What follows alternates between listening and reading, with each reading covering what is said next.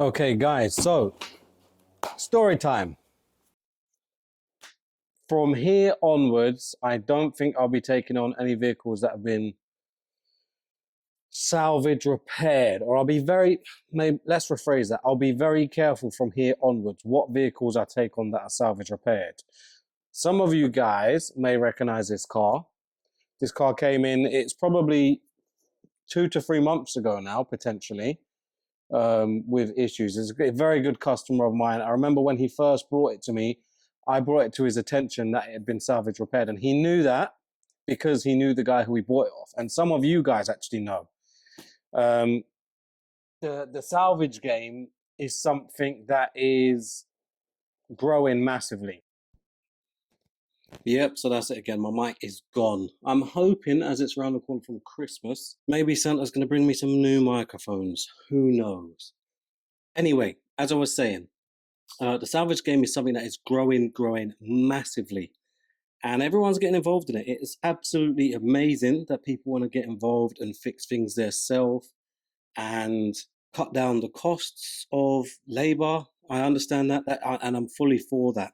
However, if it means that you are sacrificing quality of repair, safety, and other things, I think it's very important for people maybe to just step back and look at it at a bigger picture.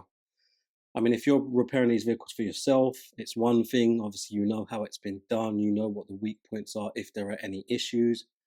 But if you're repairing these vehicles to sell them on, I think it's a really bad decision to be repairing vehicles like this. 3 joins on the same cable. Like, why is it necessary to have 3 joins on one cable? Do you understand where I'm coming from, guys? Do I even want to untape any more of this? I don't think I do. I feel like repairing this, if I'm honest. I feel like repairing this properly. Why do I do this to myself? Whoa, you know, when you literally open a can of worms for yourself. Why did I even get stuck in? Let me just have a look. There was a couple of wires there that were funny. We've got this wire, which that is like a 1 mil to whatever size that is, I don't know, but I don't think that should be like that.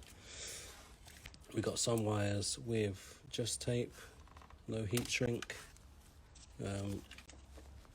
Sending over a lot of these pictures and videos to the customer just so he's aware. And I think what I'm going to do is I've made him aware of the situation. I will be here all day if I decide to rectify all of these problems. And it's just one thing after the other that I see. Look at that. You can't park that there. You can't park there.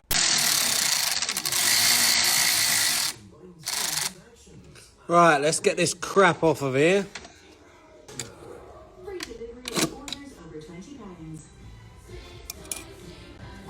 Smell like it. Proper tings, bruv. Let's go. Oh, I dropped the bolt. So now, when you take into consideration how this looks, just look at it. How that looks. Is this an acceptable repair? I don't know. Maybe for you if you're going to keep the car. But if you plan on selling a vehicle, in my opinion, this is not acceptable. What do you guys think of that? This is what it should look like. It is absolutely atrocious. But we're going to get this new mechatronics unit back into this gearbox now. So I've just come up here. I was just looking, having a look. And this is the level of workmanship. I mean, don't get me wrong. I know he didn't do the chassis repairs. I know this. But really, is that acceptable? I don't think so. And this is the thing, there's a lot of people who would never be any the wiser of the condition of their vehicle. You can see there's a hole in the chassis leg, slight hole there.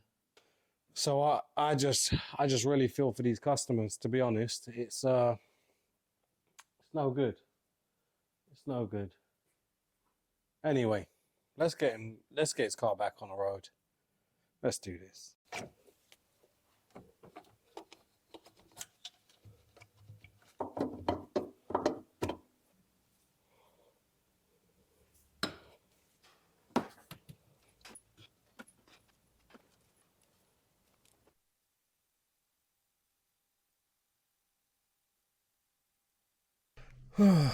So you see it reads straight away. This one, it's always had no communications with cruise control front distance sensor. So I don't even know what's going on there. That shouldn't even be a thing on a Mark 6 Golf. But on the plus side, I think we've obviously got communications, which is good. Let's see, is it? Yep, it's reading what gears we're in. Lovely. Right, we're going to get this filled up now and continue putting this back together. I've checked communication. We've got communication with the mechatronics, so we're all good there. I now have to fill up the gearbox with DSG fluid. So obviously genuine as always, and we've got a special filling tool. So that goes into the bottom of the gearbox. This will screw onto the bottle. And what I'm going to do, because my pump has broken, normally I have a different pipe that I use this fitting with, and I use an electronic pump to pump up. I'm going to have to do the TikTok special. I need to get an airline and I need to get a blower. And what we're going to do is we're going to pressurize the bottle, and it will force the fluid into the bottom of the gearbox. And you'll be surprised at how quick this fills up. Okay, so bear with. Just get some light under here. Airline next. Airline plugged in. Put that up in there. Screw that in. And what I normally do is I leave all the DSG bottles in the box to take the cap off, because your hands get covered in grease or oil. So that's what we've got. We're going to pierce a hole with a pick, and then we're going to pressurize it with this. It can get messy as well, so bear that in mind. You've got to put enough pressure on the bottle, but you can't pressurize the bottle too much. If you do, it will explode and you'll make a mess in the workshop.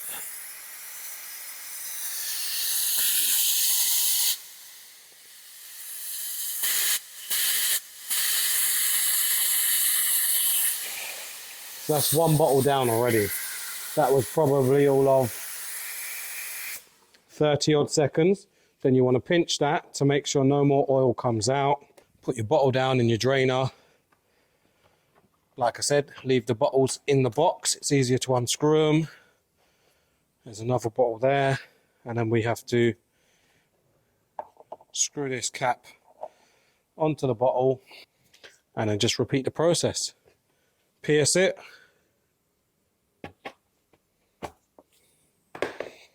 And then go again.